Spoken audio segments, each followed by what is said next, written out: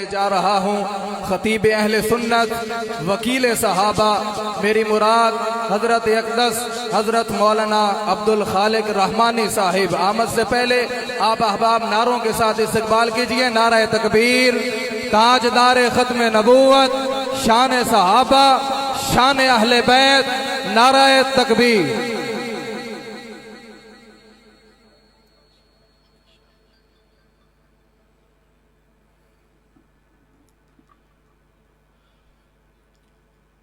نحمده ونصلي ونسلم على رسوله الكريم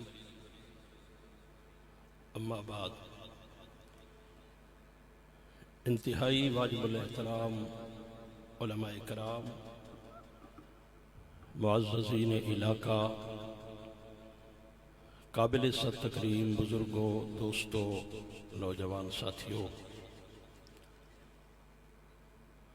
آج کا یہ عظیم الشان پروگرام جو پاسبان ختم نبوت کبیر والا کے زیر اہتمام محفل حمد و نعت کے عنوان سے انتہائی شان و شوکت، عقیدت و محبت سے منعقد ہو رہا ہے، حضرت اقدس حضرت مولانا مفتی جاوید احمد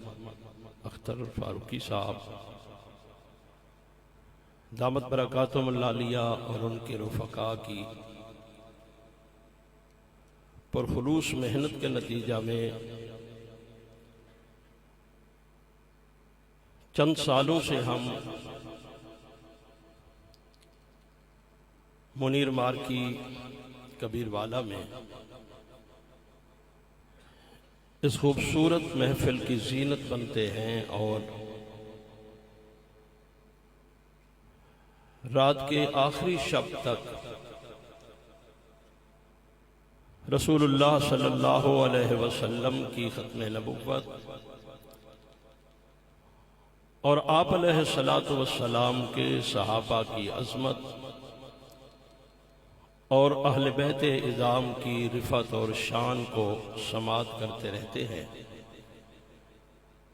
اللہ تعالیٰ سے دعا ہے کہ اللہ اس محفل کو تا دیر قائم و دائم رکھیں اور اس کے انعقاد میں محنت کرنے والے، کاوش کرنے والے،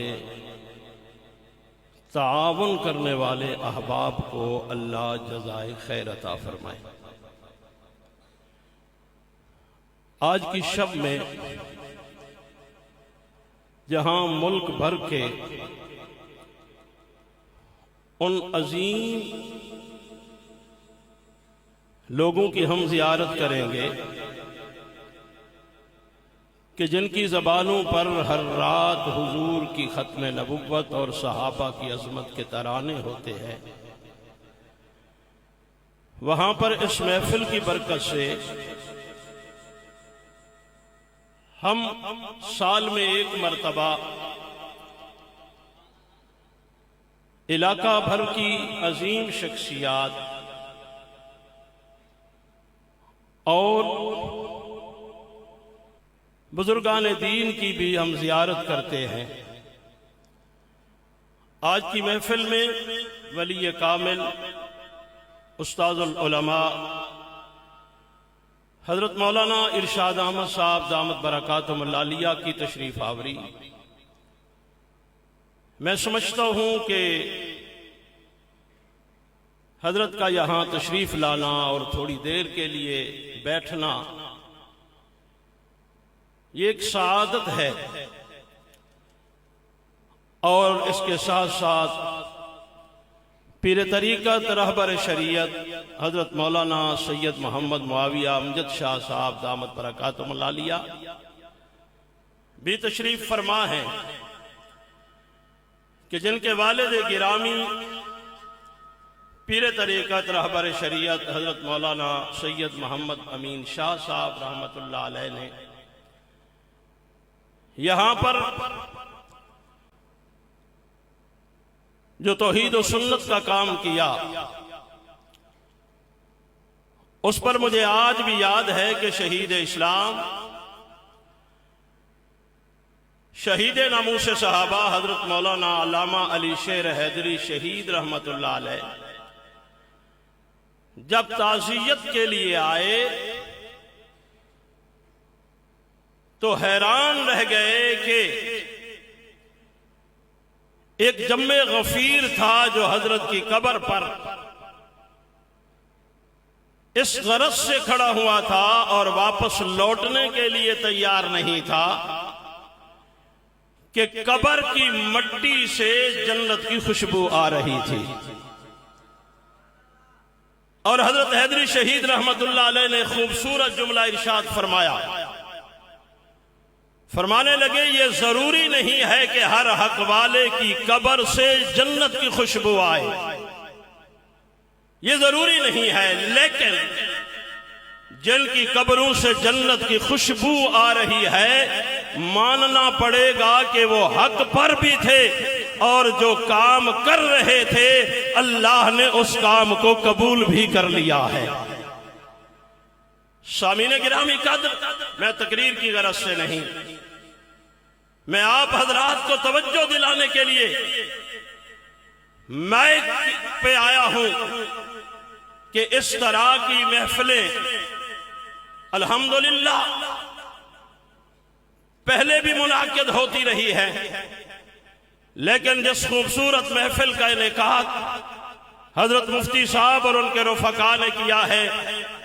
میں ذرا آپ سے تائید لوں گا کہ آپ فضا میں ہاتھ بلند کر کے تائید فرمائیں گے کہ یہ سالانہ محفل انعقاد پذیر ہوتی رہے یا نہ ہوتی رہے۔ اگر آپ چاہتے ہیں کہ یہ محفل سالانہ انعقاد پذیر ہوتی رہے تو سال بھر آپ اس کی تیاری بھی کریں اور ان حضرات کی حوصلہ افزائی بھی فرمایا کریں۔ جب آپ حوصلہ افزائی کریں گے تو انشاءاللہ انتظام اس سے بھی بہتر ہوتے چلے جائیں گے۔ پاسبان ختم نبوت، آج ختم نبوت کے حوالہ سے جو جد و جہد کر رہی ہے یہ تسلسل ہے صدیق اکبر رضی اللہ تعالی عنہ کے اس عزم کا۔ جناب صدیق اکبر رضی اللہ تعالی عنہ نے جو آج سے 1400 سال پہلے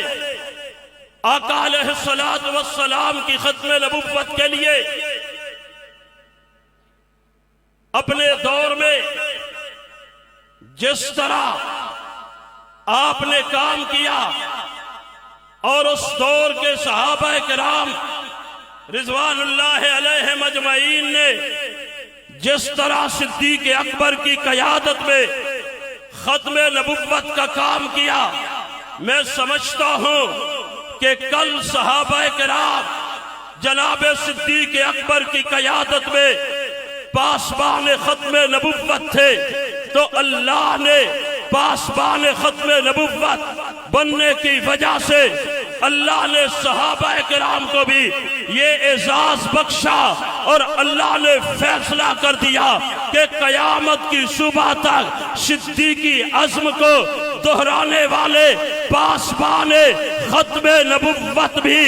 زندہ اور تابندہ رہیں گے اور عظمت صحابہ کے پاسبان بھی زندہ اور تابندہ رہیں گے۔ ہر دور میں 1400 سال میں ایک تسلسل ہے کہ جماعتیں گروہ اس عزم کا اظہار کرتے چلے آئے ہیں کہ ہمارے نبی کی ختم نبوت پہ بھی آج نہیں آنی چاہیے اور پیغمبر کے صحابہ کی عظمت اور ناموس پہ بھی آنچ نہیں آنی چاہیے، اس لیے کہ نبی بھی اللہ کا انتخاب ہوتا ہے اور صحابہ بھی اللہ کا انتخاب ہوتا ہے، اور نبی اللہ کا شاگرد کہلاتا ہے تو صحابی محمد مصطفیٰ کا شاگرد کہلاتا ہے۔